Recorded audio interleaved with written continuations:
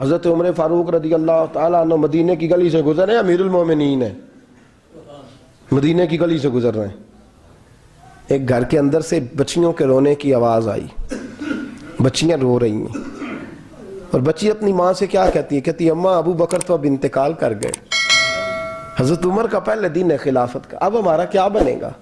ابو بکر تو وصال کر گئے۔ حضرت عمر فاروق رضی اللہ تعالیٰ عنہ نے رونے کی آواز سنی، دروازے پہ دستک دی، کہا بیٹو کیا بات ہے؟ تو بچیاں کہنے لگیں عمر ہمارے ابا جی ہماری 10-15 بکریاں ہیں، تو ہمارے والد صاحب ان کا دودھ دھو کے بیچا کرتے تھے، گزارا ہو جاتا تھا۔ جس دن ابا جی فوت ہوئے تو اس دن سے لے کر ابو بکر صدیق روز عصر کے بعد آیا کرتے تھے، ہماری بکریوں کا دودھ دھو کے دیتے تھے، کچھ ہم پیتی تھی، کچھ بیچ لیتی تھی، گزارا چلتا تھا۔ جس دن ابو بکر صدیق خلیفہ بنے تو ہم نے جا کے کہا ابو بکر اب کون دودھ دھوئے گا؟ تو سیدنا صدیق اکبر رضی اللہ تعالیٰ عنہ نے فرمایا بیٹے پہلے تو میں مرضی سے خدمت کرتا تھا، اب تو مصطفیٰ کی امت کی نوکری میری ڈیوٹی بن گئی ہے، تو میں آؤں گا۔ بچیاں رو رہی ہیں، حضرت عمر کو بتاتی ہیں، کہتی ہیں ابو بکر چلے گئے ہیں تو ہم پریشان ہیں، یتیم ہیں، لاوارث ہیں، بھائی کوئی نہیں، کون آئے گا، کون دیکھ بھال کرے گا؟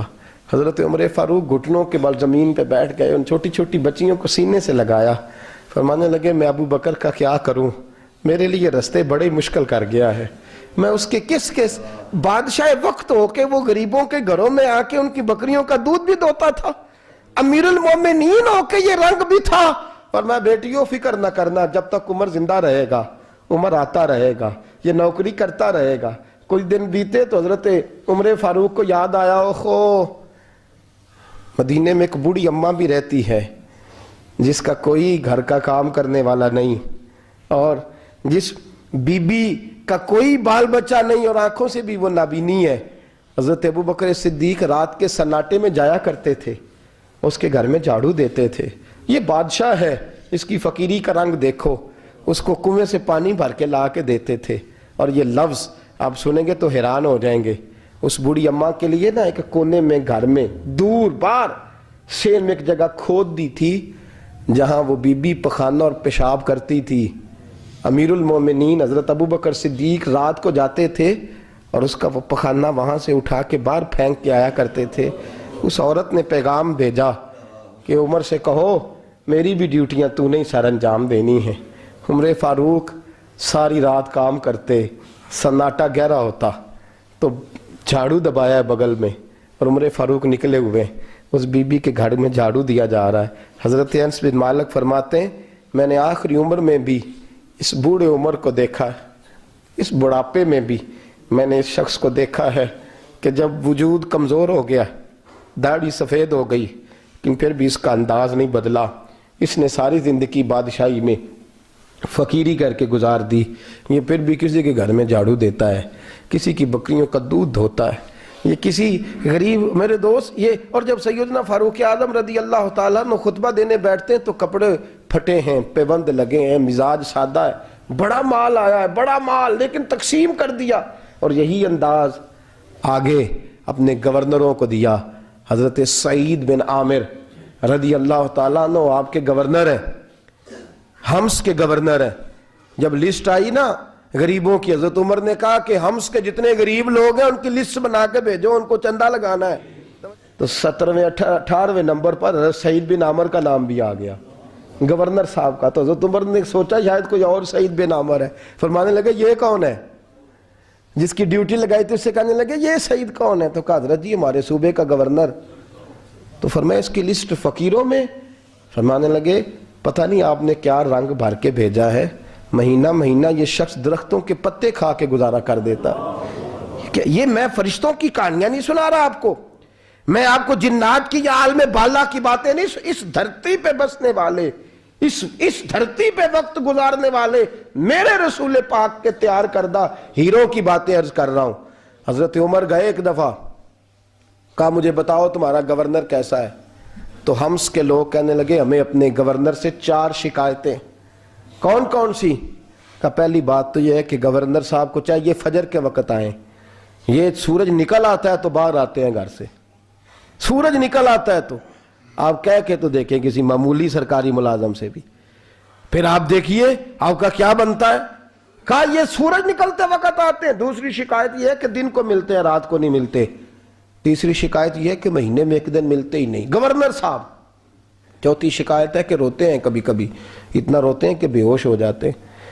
حضرت فاروق اعظم نے کھڑا کر لیا, فرمایا سعید تیری شکایات آئی ہیں. کہ حضور حکم. فرمایا سنا ہے, پہلے تو فجر کے وقت آ جاتا تھا لوگوں کے مسائل سننے, اب تو سورج نکلتے وقت آتا ہے.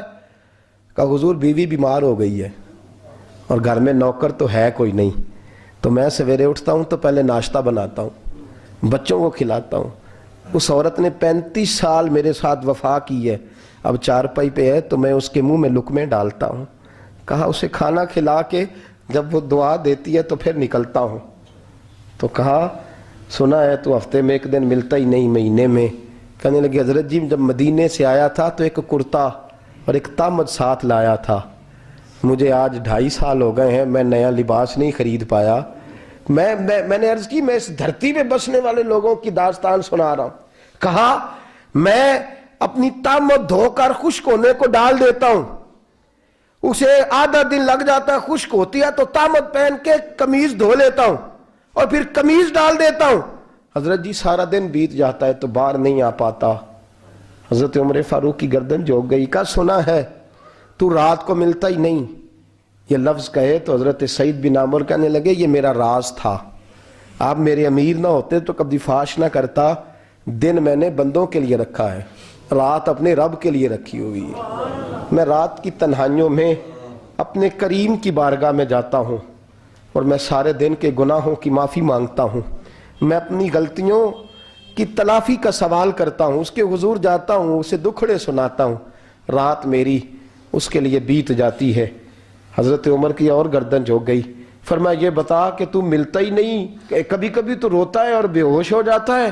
کہ حضرت جی 40 سال کی عمر میں کلمہ پڑھا ہے, جب 40 سال کے پچھلے گناہ یاد آتے ہیں تو کہا پھر میں ضبط نہیں کر پاتا.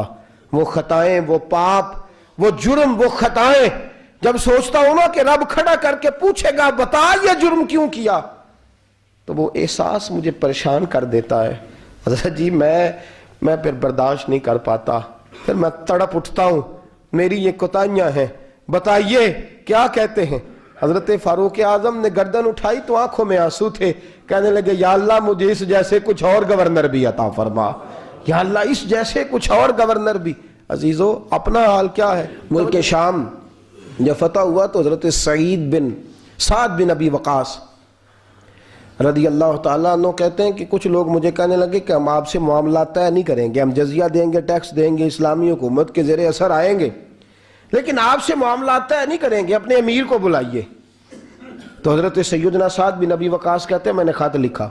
فرماتے خط لکھا حضرت عمر کو. میں نے کہا جناب آئیے. جواب میں حضرت عمر نے خط میں جواب لکھا کہ فلان دن فلان تاریخ فلان وقت میں ملک شام پہنچ جاؤں گا. حضرت سیدنا عمر چلے گھر سے, ایک غلام, ایک گھوڑا, ایک نیزہ. حضرت فاروق اعظم نے کچھ کھجوریں, خشک کھجوریں, کچھ سرکہ باندھ کے رکھ لیا رستے میں کھانے کو. یہ بادشاہی میں فقیری ہو رہی ہے. لاکھوں مربع میل کا حکمران ہے, کروڑوں اور اربوں روپے پاس پڑے ہوئے, وہ ساری چیزیں رکھ لیں اور سیدنا عمر فاروق رضی اللہ تعالیٰ عنہ چلنے لگے. اب غلام سے کہنے لگے بھئی میرا گھوڑا ذرا ماڑا ہے, کمزور ہے, طے کر لیں اتنے میل تو گھوڑے پہ بیٹھے گا, میں پیدل چلوں گا, پھر اتنے میل میں گھوڑے پہ بیٹھوں گا, تو پیدل چلے گا. ملک شام پہنچنے کا وقت آ گیا. جب وقت آیا تو پیدل چلنے کی سواری حضرت عمر کی تھی, ان کی باری تھی پیدل چلنے کی, اور سواری پر سوار ہونے کی باری غلام کی تھی. توجہ, یہ لوگ رشتے کرتے ہیں نا تو کرائے کی کار لے کے چلے جاتے ہیں, بعد میں وہ پوچھتے ہیں کہ تسی تے کار تے آئے سو. ہم اپنے آپ کو بنانے کے لیے جھوٹی انعام بھی خریدنی پڑے تو خریدنے سے ہم پرہیز, ہم جو بتاتے وہ ہم ہوتے نہیں, اور جو ہم ہوتے ہیں وہ ہم بتاتے. حضرت سیدنا عمر فاروق رضی اللہ تعالیٰ عنہ سواری پہ غلام ہے, خود پیدل ہے, اور حال کیا ہے, بارش ہوئی تھی تو کچھ پانی کھڑا تھا, چھوٹے چھوٹے جوہڑوں میں چھوٹے چھوٹے تالاب بنے ہوئے تھے, پانی کھڑا تھا. تو حضرت عمر فاروق رضی اللہ تعالیٰ چمڑے کے جوتے پہنے, وہ جوتے دونوں اتار کے تو بغل میں دبا لیے. حضرت سعد بن ابی وقاص فرماتے ہیں اسی بغل میں نیزہ رکھ لیا اور تامت تھوڑا اونچا کر لیا کہ پانی سے چلنا ہے. اور غلام کو گھوڑے پہ بٹھایا ہے اور گھوڑے کی لگام پکڑی ہے تو یوں پیچھے رکھی ہوئی ہے، اور حضرت سیدنا فاروق اعظم رضی اللہ تعالیٰ عنہ آ رہے ہیں۔ غلام کہنے لگا حضور لوگ دیکھ رہے ہیں، مہربانی کریں بیٹھ جائیں۔ فرمانے لگے نہیں، باری تیری ہے، تو ہی بیٹھے گا۔ اس نے کہا حضور نہیں، وہ تو ٹھیک ہے، کوئی باری فرض تو نہیں نہ ہو گئی، آپ مہربانی کریں آپ آ جائیں، ذرا لوگ آ رہے ہیں۔ فرمایا تمہیں کہا نا، غلام کہتا میں نے تیسری دفعہ کہا تو حضرت عمر نے جلال سے دیکھا، اور جناب عمر کا جلال تو زمین کانپنے لگ جاتی تھی۔ کہتے ہیں کہا حضور آپ آ جائیں، تو کہتے ہیں تجھے کہا ہے نا چپ کر کے بیٹھا رہے، کہتے ہیں میں گھوڑے پہ ہی کانپنے لگا۔ غلام اب حضرت سعد بن نبی وقاص کہتے ہیں سورج غروب ہو رہا تھا، شعائیں پانی میں پڑ رہی تھیں، حضرت عمر پانی سے، میں نے غور سے دیکھا تو دوڑا گیا، جا کے نا بچے نہیں مشورہ دیتے ابا جی کو، ابا جی انج نہیں کریدا، دور بدل گیا جے، کہتے میں دوڑا گیا اور جا کر کے حضرت سیدنا عمر فاروق کو کہا حضور مہربانی کریں، ٹھیک ہے آپ کی درویشی سے کون آگاہ نہیں، وزیر کھڑے ہیں، سفیر کھڑے ہیں، بڑے بڑے عمراء، بڑے بڑے ملکوں کے حکمران ہیں، آپ مہربانی کریں یہ تم ذرا نیچا کریں، اور جوتا پہن لے، اگر خراب ہو گیا تو اللہ نیا بھی دے دے گا، اور مہربانی کریں ذرا غلام کو کہیں نیچے آ جائے۔ حضرت عمر کہنے لگے تمہیں کیا تکلیف ہے؟ کہا حضرت جی وہ وزیر مشیر کھڑے ہیں، یہودی ہیں، عیسائی ہیں، نجرانی ہیں، وہ بڑے بڑے مذاہب کے اور بڑے بڑے ملکوں کے ہیں، آپ کا بڑا نام سنا ہے۔ حضرت سیدنا سعد بن نبی وقاص فرماتے ہیں میرے ساتھ اتنا ترش رویہ حضرت عمر کا پہلے کبھی نہیں ہوا، کہتے ہیں ماتھے پہ شکن آیا اور کہنے لگے تجھے تیری مار ہوئے، ان 4 لوگوں کے لیے میں اپنے نبی کا طریقہ چھوڑ دوں، ان 4 دنیا داروں کے لیے نبی پاک کا طریقہ چھوڑ دوں؟ فرمانے لگے سر سے پگڑی اتاری حضرت عمر نے جلال میں، فرمانے لگے میرے سر پہ جو بال ہے نا یہ مجھے کسی دنیا دار نے نہیں دیے، یہ ساری عزتیں مجھے آمنہ کے لال نے عطا فرمائی ہے، اور میں ان محبوب کا طریقہ ان 4 لوگوں کی خاطر چھوڑ دوں؟ فرمایا قرآن کہتا ہے ان اللہ یامر بالعدل والاحسان، جب میں نے خود عدل کا تقاضا یہ رکھا ہے کہ کبھی وہ بیٹھے گا کبھی میں بیٹھوں گا، باری اس کیا تو میں کیسے بیٹھ جاؤں؟ حضرت سعد بن نبی وقاص فرماتے ہیں اسی درویشی میں سلام اس پر کہ جس نے بادشاہی میں فقیری کی، کہتے ہیں اسی درویشی میں حضرت عمر پہنچے تو جو پہلے ڈرا کرتے تھے جب حضرت عمر آئے تو انہیں کامتے بھی دیکھا، روب اور بڑھ گیا، ان کے دلوں کے اندر حضرت عمر کا دبدبا اور بڑھ گیا، اور میرے کانوں میں کہنے لگے سعد پہلے سنا تھا لیکن دنیا سچی کہتی ہے جو حال محمد اور محمد کے غلاموں کا ہے صلی اللہ علیہ، وہ دنیا میں دوسرا کوئی حاصل کر سکتا؟ آج ہمارے پروٹوکول، ہمارے دبدبے، ہماری انا پرستیاں، ہمارے دعوے، ہمارے طریقے، میرے عزیزوں لوگ ہمیں آ کے مثال دیتے ہیں، کہتے ہیں یورپ کی فلاں گلی میں یہ ہوتا ہے، میں نے کہا وہ گرد راہ کو نہیں پہنچ سکتے، یہ ساری چیزوں تو میرے مصطفیٰ کے غلاموں سے حاصل کیا لوگ، ہم نے چھوڑ دی، غیروں نے اپنا لی۔ خدا را اپنی زندگی میں تبدیلی لائیں، درویشی، سادگی، بے تکلفی، یہ زندگی حسین ہوتی ہے، یہ زندگی سکون والی ہوتی ہے، یہ زندگی اچھی ہوتی ہے، یہ فرحت اور تازگی والی ہوتی ہے۔ اپنے آپ کو ان تکلیفوں اور آلائشوں میں مبتلا نہ کریں، اگر اللہ مال دے، عزت دے، دولت دے، اللہ تعالیٰ نفاست عطا کرے تو پھر اپنے آپ کو سادہ کریں، آزاد کریں، کھلی ہوئی کتاب بنا کے اپنے آپ کو رکھیں۔ مجھے ایک بچہ کہنے لگا حضرت جی جب بھی آتے ہیں آپ کہیں بیٹھے مل جاتے ہیں، ہم کسی کو لا کے کہتے ہیں جناب حضرت جی بڑے مصروف ہیں اور آپ یہاں آگ تاپ رہے ہیں جلا کے، مہربانی فرمائیں۔ میں نے کہا یار 2-4 دن تو بن سور کے بیٹھنا بندے کے لیے آسان ہوتا ہے، سارا دن ملمہ سازی کر کے رکھنا اتنا آسان کام تو ویسے بھی بندہ جو ہو وہ نظر آئے تو اس کے لیے زیادہ بہتر ہوتا ہے، جو ہو وہ دکھائی دے، وہ زندگی آسان ہو جاتی ہے، بہتر ہو جاتی ہے۔ اور ویسے بھی جو کھلی ہوئی کتاب ہوتی ہے اس میں لوگ مشکوک نہیں ہوتے، جو بندی ہوئی ہوتی ہے نا اس میں لوگوں کو خبر نہیں ہوتی کہ نہ جانے یہ کیا معاملہ ہے۔ میرے عزیزوں اپنے آپ کو بے تکلف بنائیں۔ بے تکلف سے مراد یہ نہیں کہ جیسے بے تکلفی ہم نے ایک غلط چیز کا نام بے تکلفی رکھ دیا ہے کہ جو آدمی بات پہ ٹھٹھا کرے، بات میں مذاق کرے، وہ بے تکلف ہوتا ہے۔ یہ تو بے تکلفی اسلام اس کو پسند ہی نہیں۔ بے تکلفی سے مراد یہ ہے کہ جھوٹی انا نہیں بنائیں، جھوٹے معاملات اپنے گرد نہیں اوڑیں۔ اپنی اگر اللہ آپ کو بہت زیادہ مال و دولت دیتا ہے تو جتنا وہ مولانا رومی کہتے ہیں جتنا ٹہنی پہ پھل زیادہ لگتا ہے نا اتنی وہ ٹہنی جھک جاتی ہے، جو اکڑی ہوتی ہے سمجھو وہ خالی ہوتی ہے۔ اگر آپ پھلدار ہیں تو پھر آپ کو جھکے، پھر آپ کو با اخلاق ہونا چاہیے، با مروت ہونا چاہیے، پیار والا ہونا چاہیے۔